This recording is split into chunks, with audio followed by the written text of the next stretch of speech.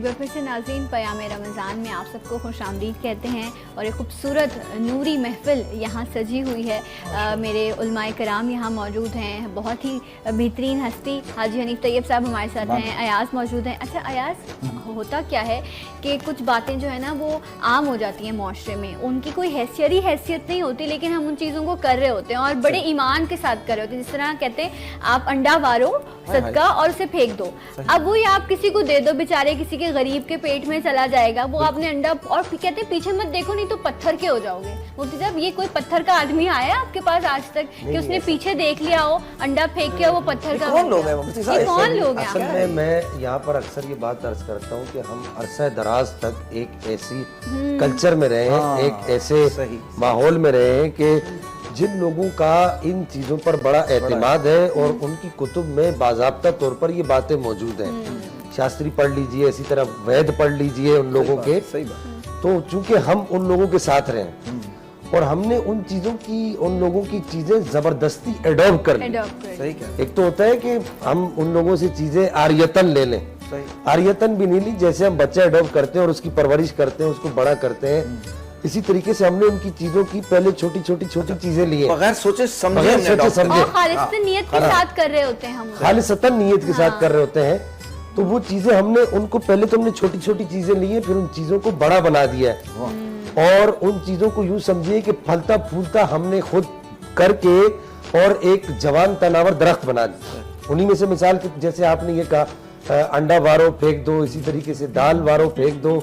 یا رب العالمین یہ بات سمجھ میں نہیں آتی کہ یہ تیرا رزق ہے, اور ایک رزق ایک دانہ جب اللہ تعالیٰ پیدا فرماتا ہے صاحب, نبی پاک صلی اللہ علیہ وسلم نے ارشاد فرمایا کہ اللہ تعالیٰ جب ایک دانہ پیدا فرماتا ہے, چاہے وہ گندم کا دانہ ہو, چاہے وہ چاول کا دانہ ہو, دال کا دانہ, کوئی دانہ ہو, اس کے ساتھ اللہ جل سبحانہ ایک فرشتہ مقرر فرماتا ہے, اور وہ فرشتہ اس وقت تک اس کے ساتھ رہتا ہے, اس دانے کے ساتھ. اللہ تعالیٰ سے وہ عرض کرتا ہے کہ یا رب العالمین میری اس دانے کے ساتھ کیا ڈیوٹی ہے؟ تو اللہ تعالیٰ ارشاد فرماتا ہے تیری اس دانے کے ساتھ جب تک یہ اس آدمی کے پیٹ میں نہ چلا جائے جس کے لیے اس کو میں نے پیدا فرمایا ہے, اس وقت تک تو نے اس دانے کے ساتھ رہنا ہے. تو اب وہ رزق, وہ انڈا, وہ دال, وہ گوشت جو آپ یوں سمجھیے کہ ضائع کر رہے ہیں, تو اس کا جواب دہ کون ہے؟ تو میں یہ سمجھتا ہوں یہ اسی ماحول کا اثر ہے, اور صرف یہ اثر, یہ صرف ہم نے یہ ایک اثر قبول نہیں کیا, بہت سارے اثرات. مفتی صاحب ایک اور بس چھوٹی سی بات کریں تو پتہ ہے لوگ یہ بھی کرتے ہیں کہ مرغی جو ہے نا وہ وار کے طرح قبرستانوں میں چھوڑ دیتے ہیں کہ جنات کھا جائیں گے. یہ کون سے لوگ, یہ ساری بات یہ بتاؤ کون سا محلہ ہے تمہارا؟ الحمدللہ میں اپنی اور لوگوں کی اب میں اتنا پروگرامز کرتی ہوں, علماء کے ساتھ بیٹھتی ہوں, تو مجھے سمجھ آ گیا کہ what is right and what is wrong. تو میں اس لیے دیکھنے والوں کے لیے مفتی صاحب آپ کی بھی گزری ہوں گی یہ بات. مرغی کی بات کر رہی ہیں, ہمارے پاس ایسے لوگ آتے ہیں, قبلہ مفتی کامران صاحب ایک بہت بہترین عامل ہے, انہی کی زبانی سنا ہے کہ 7 بکرے آپ نے ذبح کرنے, اور وہ بھی بالکل سفید رنگ کے, ایک بال بھی اس کی جسم پر کالا نہ ہو, اور ڈی فریزر میں صحیح سے آ سکے, تب آپ کی وہ مصیبت اترے گی, ورنہ نہیں اترے گی. تب آپ کا جادو کٹے گا یا تب سب کچھ ہوگا. دیکھیے ابھی تھوڑی دیر پہلے مفتی صاحب نے وہ آیت کریمہ پڑھی, وَنُنَزِّلُ مِنَ الْقُرْآنِ, ہم نے قرآن, پورے قرآن کا ذکر نہیں, یہاں پر من تبعیضیہ ہے, یعنی قرآن کا کوئی بھی جز پڑھ لو, اس کو ہم نے تمہارے لیے شفا بنایا ہے. کوئی بھی تمہارا معاملہ ہے, کوئی بھی مشکل ہے, تعویذ ہے, جادو ہے, تمہاری طبیعت خراب ہے, بخار ہے, سردی ہے, کہ جو بھی معاملہ ہے, گرمی ہے, یا تمہارے جسم میں کوئی بھی عارضہ ہے, قرآن کی کوئی بھی آیت پڑھ لو, اس سے اللہ تعالیٰ پر یقین رکھ کے تم شفا حاصل کر رہو, اللہ تعالیٰ تمہیں شفا عطا فرمائے گا.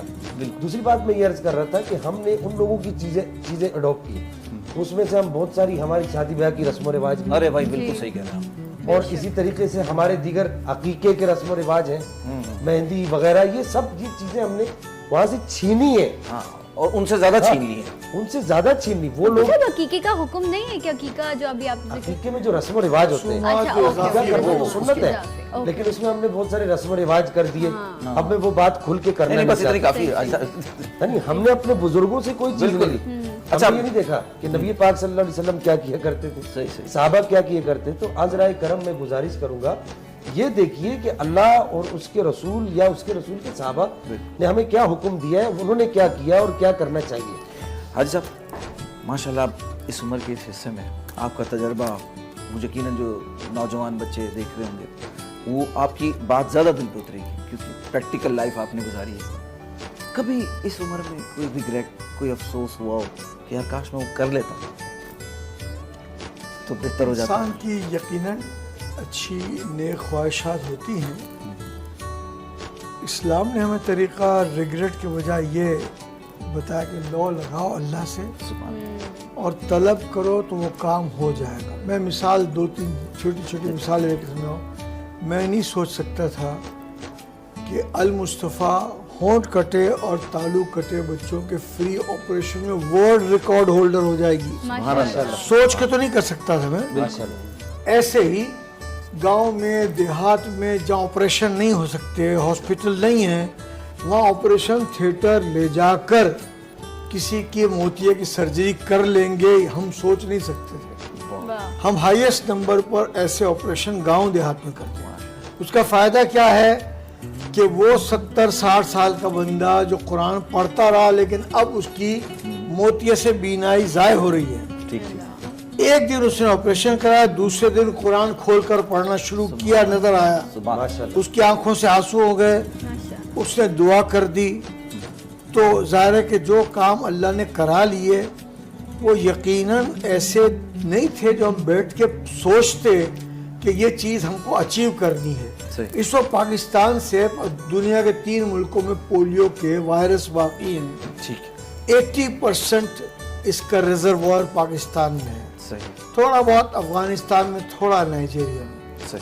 اس پاکستان سے پولیو کے خاتمے کے لیے ورلڈ ہیلتھ آرگنائزیشن, یونیسیف اور روٹری کلب نے ایک کمیٹی بنائی ہے کہ اس پاکستان سے پولیو کا خاتمہ کیا جائے.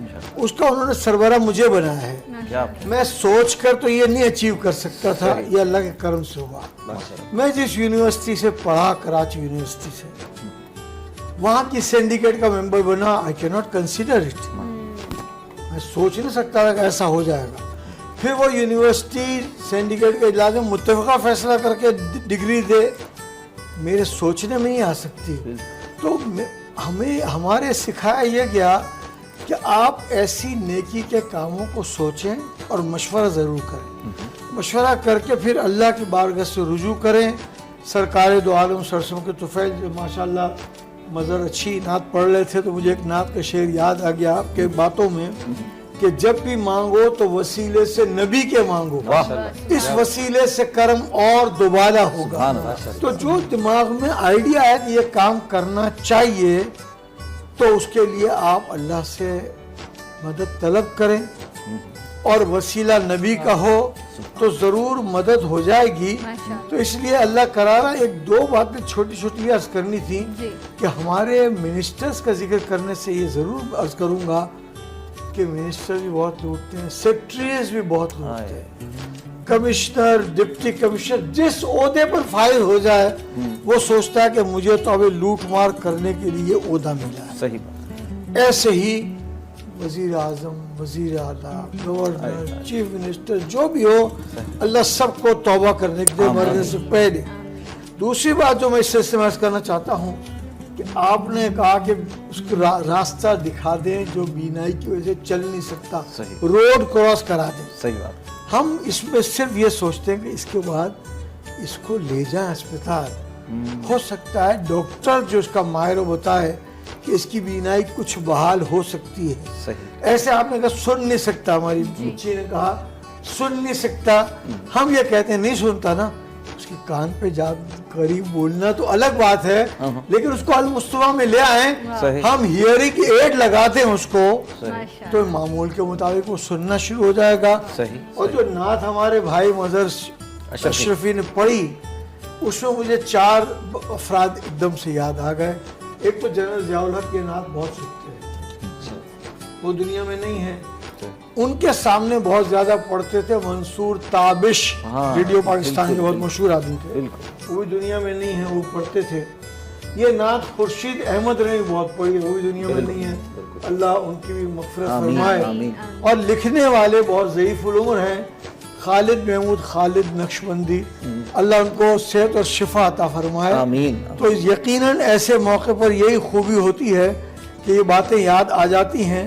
और एक बात जिसके बारे में हजरत ने वजाहत फरमाई थी, मैं हाथ जोड़कर सोशल वेलफेयर तंजीमों से कहता हूँ, गरीबों की इज्जत नफ्स को नुकसान न पहुँचाओ, बेशक बेशक उनको जलील न करो, सही। प्यार से मोहब्बत से पेश आओ। आप अल्लाह का शुक्र मानो। हसनैन करीमैन में से किसी एक बुजुर्ग का इरशाद है कि लोगों की जरूरियात का तुमसे वाबस्ता हो जाना ये अल्लाह का तुम पर बहुत बड़ा करम है। तो ये तो करम बनकर तुम्हारे पास आए हैं, तुम उनको ज़लील व ख्वार कर रहे हो, जिम्मेदारी भी उतनी ही बढ़ जाती है। बढ़ जाती है। यकीनन आपको वसीला बनना चाहिए, ना कि ये कि आप उनकी जो है वो इज़्ज़त नफ्स को मजरूह करें। एक छोटी सी बात, इससे हम फिर ब्रेक पे जाएंगे। अभी हाजी साहब ने पोलियो का जिक्र किया था। हमारे इसी शहर में बहुत सारे ऐसे पोलियो वर्कर्स, बल्कि पूरे पाकिस्तान भर में, जो मेरे ख्याल से दिन के 500 रुपये कमाते हैं, उन्हें टारगेट किलिंग का निशाना बनाया गया। पुलिस वाले जो उनकी हिफाजत के लिए वहाँ खड़े थे, उनको निशाना बनाया गया। तो मेरी दरख्वास्त है कि ये एक साजिश है और हमने इस साजिश का हिस्सा नहीं बनना। उलमाए कराम से भी दरख्वास्त है कि आप जुम्मे के खुतबात में, जिस तरह हम कल बात कर रहे थे कि वालिदैन का एहतराम जो है वो भी मिंबर पर डिस्कस होना चाहिए, इसी तरह अपने बच्चों को पोलियो ड्रॉप्स पिलाएं। जब आप कहेंगे तो वो बात असर करेगी। ये जुम्मे के भी खुतबात में और रमज़ान में भी होना चाहिए। छोटा मुंह बड़ी बात, लेकिन दिल में आई तो मैंने कहा कह देनी चाहिए। बहुत अच्छा किया। 5-6 जून 2013 को एक आलमी कॉन्फ्रेंस में ऐलान पर सबने दस्तखत किए, और वो चूँकि अंग्रेजी में पढ़ा जाना था तो मैंने पढ़ा पूरी प्रेस के सामने, जिसमें अपील की गई कि जुम्मे के दिन आप ये अपील करें। एक ब्रेक लेते हैं, ब्रेक के बाद आपको पयाम रमज़ान में फिर खुशामदीद कहेंगे।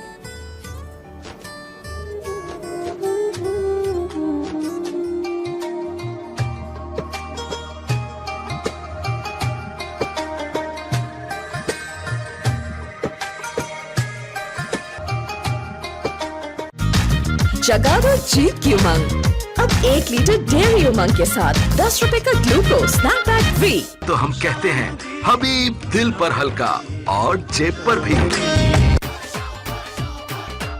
मनपसंद रौनक तो अब आई। बेहतरीन फलों और फूलों का निचोड़, शहजान समरगंध, सुरूर भरपूर।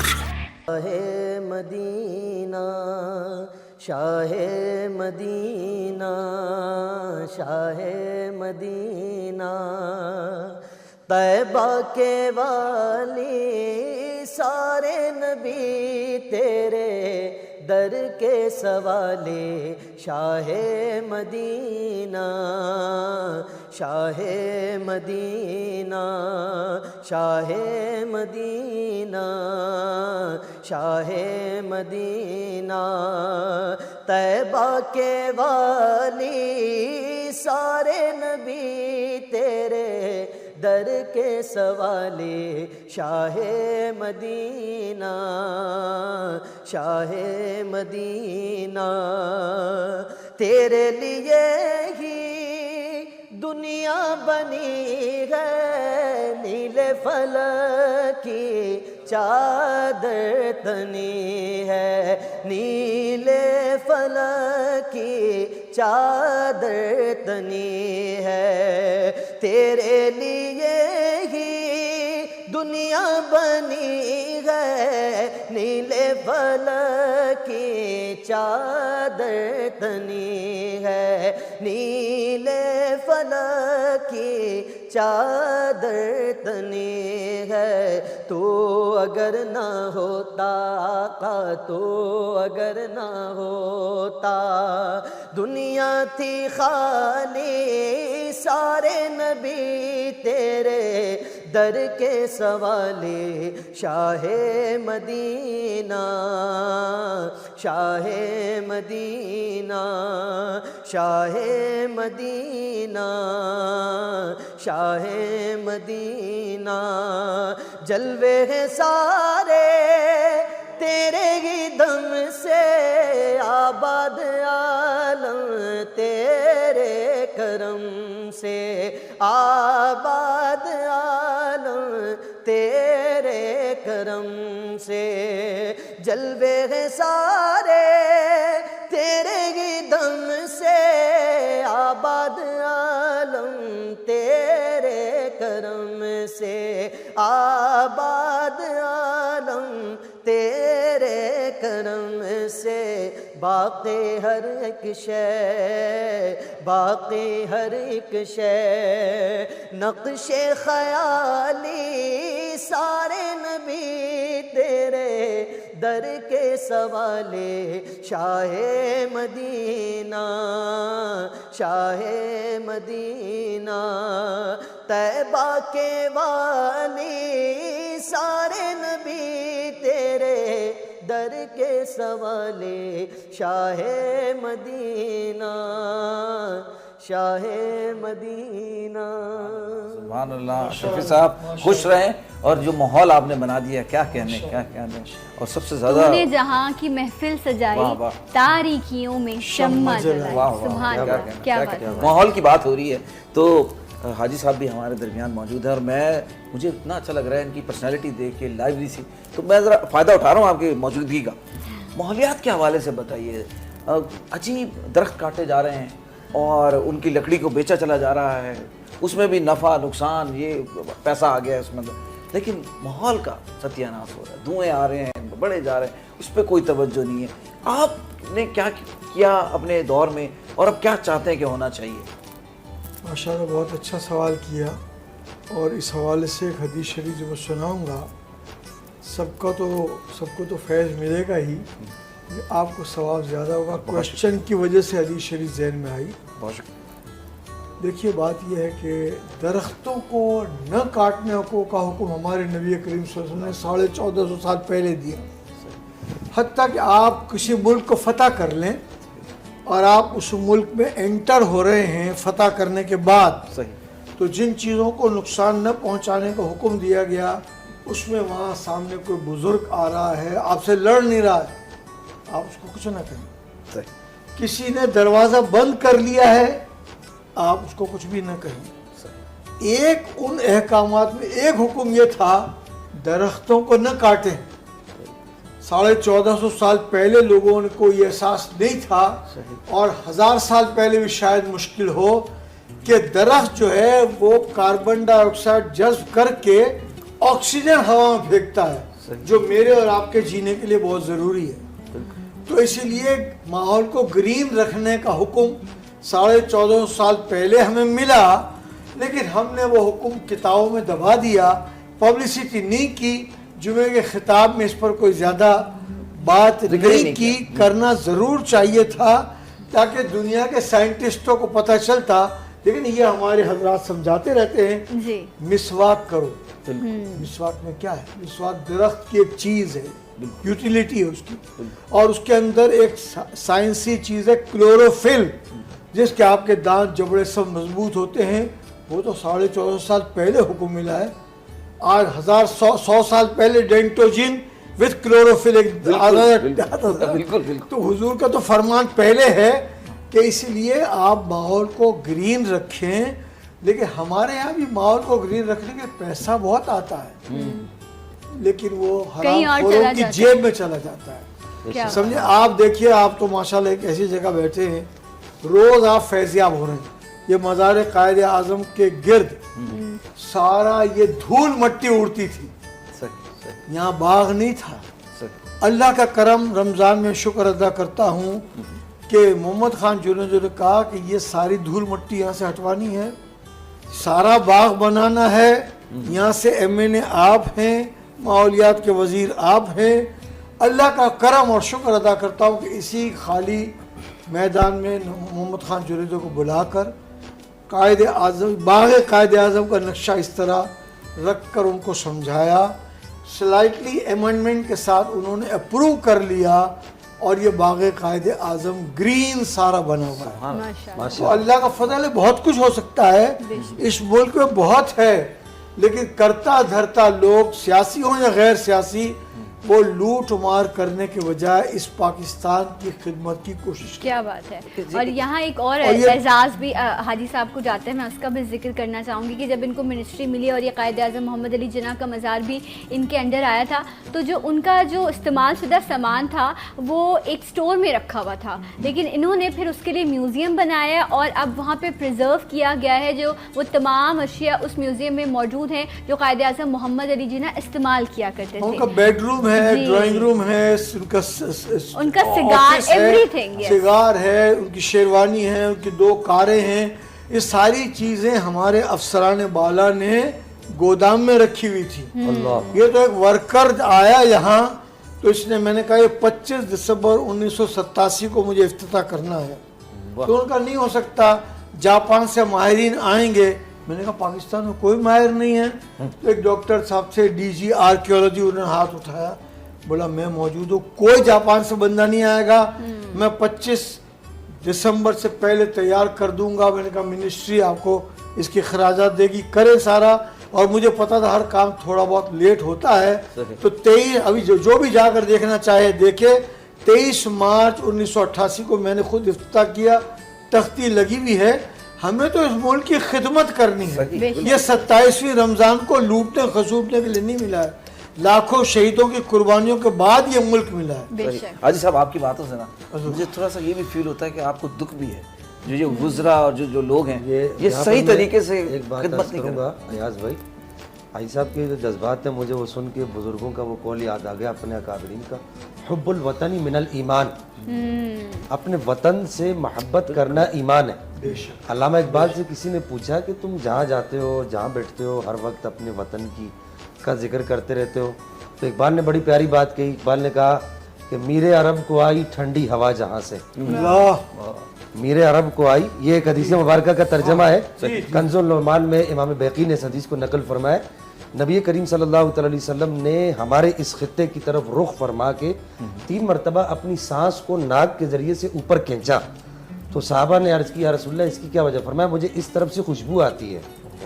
تو اقبال نے کہا میرے عرب کو آئی ٹھنڈی ہوا جہاں سے, میرا وطن وہی ہے, میرا وطن وہی ہے. کیا بات ہے, کیا بات ہے. سبحان اللہ, سبحان. تو درخت لگائیے, ہر شخص اگر ایک بھی درخت لگائے گا تو یہ جو گلوبل وارمنگ ہو رہی ہے نا, یہ جو کلائمیٹ میں چینج آ رہا ہے, اس سے ہم بچ سکیں گے. اور یہ ہماری ذمہ داری بھی بنتی ہے, ہماری اخلاقی بھی, اور پھر ایز اے پاکستانی اس ملک میں رہتے ہوئے اس شہری ہونے کے حیثیت سے ہمیں ضرور درخت لگانا اچھا چاہیے. ایک بات اور بھی ہے نا, درخت لگانے سے یہ نہیں کہ کوئی آسان کر دیا یار, آپ کی آنکھیں کتنا آپ کو سکون فیل ہوتا ہے, آپ کی سانس کتنے فریش فیلنگز آپ لوگ احساس پھلدار درخت کاٹ دیتے ہیں. میری نانی کہا کرتی تھی کہ درخت بد دعائیں دیتے ہیں. تو مفتی صاحب آپ عرض کیجئے گا کہ ایسا ہوتا ہے جو پھل دے رہا ہے درخت یقیناً سایہ بھی دے رہا ہے, پھل بھی دے رہا ہے, اور آپ نے اپنی ضرورت کے لیے آپ کتنے مالز بنے ہیں جہاں پر ہرے بھرے درخت ہوا کرتے تھے, انہوں نے کاٹ دیے, پارکنگ پلازاز بنا دیے.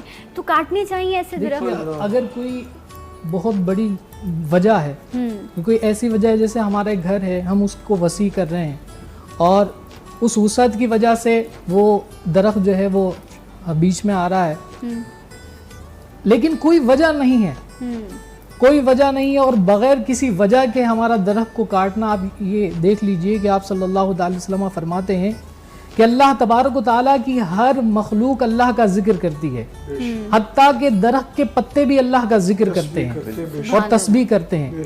تو گویا ہم ان تسبیح کرنے والے درختوں کو, ان کے پتوں کو کاٹ کر اللہ کے ذکر سے انہیں روک رہے ہیں. تو یہ کتنا بڑا ظلم ہے. اور دوسری بات یہ کہ ہم اس درخت کے اوپر جو گھونسلے بنے ہوئے اس کو بھی دیکھیں کہ وہاں پر چڑیوں کے بچوں نے, پرندوں نے وہ گھونسلے کس طرح تیار کیے ہوں گے. اور اس کا تصور وہ لوگ کریں کہ جو تھوڑے تھوڑے پیسے جمع کر کے اپنا گھر تیار کرنا چاہتے ہیں, اور کئی سال لگ جاتے ہیں, محنت کرتے ہیں, تھوڑے تھوڑے پیسے کو جوڑتے ہیں, اور پھر کہیں جا کر ایک گھر جو ہے چھوٹا سا بناتے ہیں, اور ایک وقت آئے اچانک کوئی شخص اس گھر کو ڈیمولش کر دے, اس کو گرا دے, تو آپ کا اس وقت کیفیت کیا ہوگی, اس وقت کیسی کیفیت ہوگی؟ تو وہی کیفیت ان پرندوں کی ہوتی ہے جب ان کے درختوں کو, ان کے گھونسلوں کو کاٹا جاتا ہے, ہٹایا جاتا ہے. تو یہ میں سمجھتا ہوں کہ یہ بھی ایک طرح کا ظلم ہے, اور ہمیں اس سے جو ہے بچنا چاہیے. اور حضور صلی اللہ علیہ وسلم نے ان درختوں سے محبت کی ہے. خود ایک جو ہے درخت کا تنا, جسے تنا استوانہ کہا جاتا ہے, تو اس تنے سے ٹیک لگا کر آپ صلی اللہ علیہ وسلم خطبہ کیا کرتے تھے اور اس سے محبت کا ذکر آپ صلی اللہ علیہ وسلم نے کیا اور کہا کہ یہ جو تنا ہے یہ مجھ سے محبت کرتا ہے اور میں اس سے محبت کرتا ہوں. اس سے بڑھ کر دلیل کیا ہوگی درختوں کی محبت کی کہ حضور صلی اللہ علیہ وسلم اس درخت کو مخاطب ہو کر کہہ رہے ہیں کہ میں اس سے محبت کرتا ہوں اور جو ہے یہ مجھ سے محبت کرتا ہے اور اسی محبت کے سبب میں اسے جنت کے اندر داخل کروں گا. میں مفتی صاحب کی بات کاٹنے کی معافی چاہتا ہوں. حضور کی درختوں سے محبت کی جو مثال دی اس کا ایک حصہ یہ بھی ہے کہ جب اچھا سا ایک ممبر بنا کر صحابہ نے نیا بنا دیا کہ اس استن حنانہ سے آپ ٹیک لگا کر یہ بیٹھ کر خطبہ ارشاد فرما اس پر بیٹھ جائیں تو اس جمعے کے دن مسجد میں کسی کے رونے کی مسلسل آواز آ رہی تھی. صحابہ نے نماز کے بعد پوچھا کہ رونے کی آواز کس کی آ رہی ہے تو حضور نے فرمایا تم نے میرے لیے نیا ممبر بنایا یہ استن حنانہ میری جدائی میں رو رہا ہے. پھر اس کے بعد بیٹھ کر اس سے پیار کیا. کیا بات ہے. اسی طرح ایک اور واقعہ ملتا ہے کہ ایک جو ہے وہ عیسائی حضور صلی اللہ علیہ وسلم کی بارگاہ میں آیا اور کہنے لگا کہ اگر واقعی آپ اللہ کے نبی ہیں تو وہ فلاں جو درخت آپ دیکھ رہے ہیں وہ درخت اگر آپ کی نبوت کی گواہی دے دے گا تو میں کلمہ پڑھ کے مسلمان ہو جاؤں گا. تو قربان جائیے میرے آقا پر آپ صلی اللہ علیہ وسلم نے کتنی بڑی بات کہی.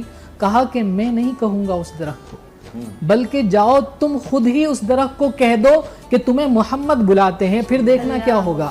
تو وہ عیسائی جو ہے وہ جب درخت کے قریب جو ہے جاتا ہے اور کہتا ہے کہ تمہیں محمد بلاتے ہیں تو اسی وقت وہ درخت جڑ سمیت باہر نکلتا ہے اور چلتا ہوا حضور صلی اللہ علیہ وسلم کی بارگاہ میں آ جاتا ہے. حضور کو سلام پیش کرتا ہے اور کلمہ طیبہ پڑھتا ہے صلاۃ و سلام پڑھتا ہے اور حضور کی نبوت کی گواہی دیتا ہے. تو اس واقعے کو دیکھ کر وہ مسلمان ہو جاتا ہے. اس قدر جو ہے وہ محبت کا ذکر درختوں کے حوالے سے اچھا ملتا ہے. کامران صاحب نے ابھی ذرا گھر کا ذکر کیا گھونسلوں کا ذکر کیا. آج کل کے دور میں ایک عام آدمی کو چھوٹا سا فلیٹ کرنا بھی مشکل ہو گیا گھر بنانا بڑا مشکل ہو گیا اور حاجی صاحب اس معاملے میں بھی وزارت رکھتے تھے. تو ذرا بتائیے کہ کتنی مہنگائی ایک عام آدمی بیچارہ ایک فلیٹ نہیں خرید سکتا کیا کہیں گے.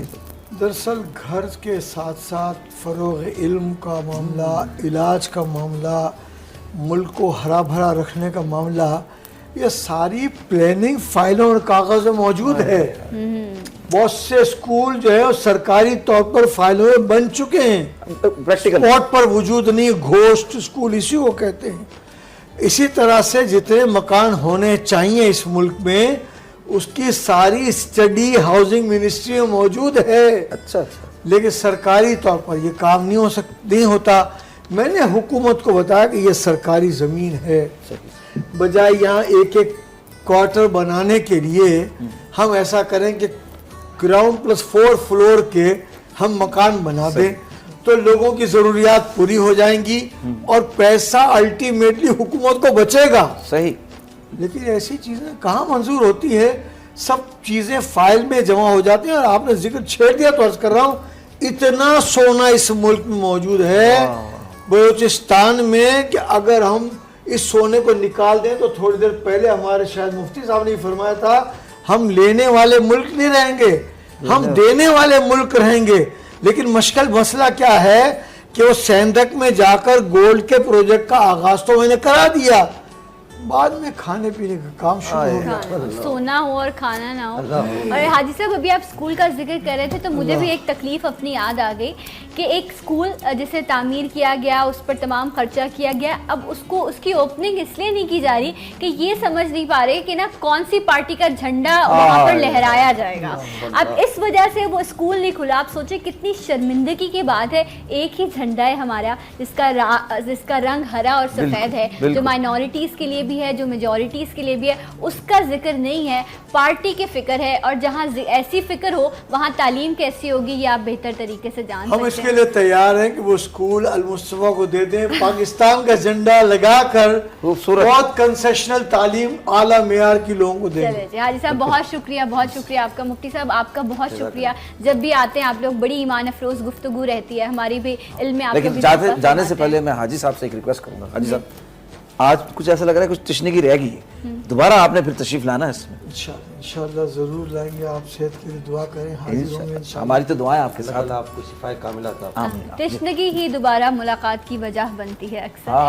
सो मदर साहब, आखिर में दुआया कलाम की दरख्वास्त है आपसे, और कोई भी गलती हो गई हो तो रब के हुजूर माफ़ी चाहते हैं। हम तो कोशिश करते हैं कि बेहतर बात बेहतर अमल किया जा सके, और आखिर में यही दुआ है कि रब हमारी इस बैठक को जो है अपनी बारगाह में कबूल फरमाए। आप सबका बहुत शुक्रिया। आप कलाम जो पढ़ रहे उससे पहले मैं मरहूम लोगों को याद करने का आदी हूँ, अल्लाह का करम है। गालिब का एक मशहूर शेर का मिसरा पढ़ते रहते हैं, तकरीब कुछ तो बहरे मुलाकात चाहिए, बहुत मशहूर है। वाह वाह वाह। तकरीब कुछ तो बहरे मुलाकात कर चाहिए। एक बहुत अच्छे शायर बशीर हुसैन नाजिम ने इस पर नात इस तरह लिखी कि पढ़ते हैं हम दुरूद रिसालत माब पर, तकरीब कुछ तो बहरे मुलाकात चाहिए। वाह वाह वाह वाह वाह, क्या बात है। क्या बात है, क्या बात है। बहरा जी, इसी नोट पर हम चाहेंगे आपसे इजाज़त। कल इंशाल्लाह फिर आपसे मुलाकात होगी। अयाज अहमद और सना को दे इजाज़त। अपना बहुत ख्याल रखिएगा। अल्लाह ने के अल्लाह हाफ़िज़ जी। ऐ सब्ज़ गुंबद वाले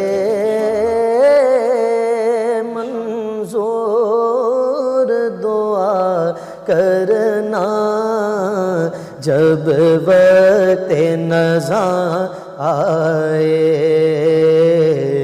दीदार अता करना। ऐ सब्ज़ गुंबद वाले मंजूर दुआ करना, जब वक्त नज़ा आए दीदार अता करना। और ऐ नूर खुदा आके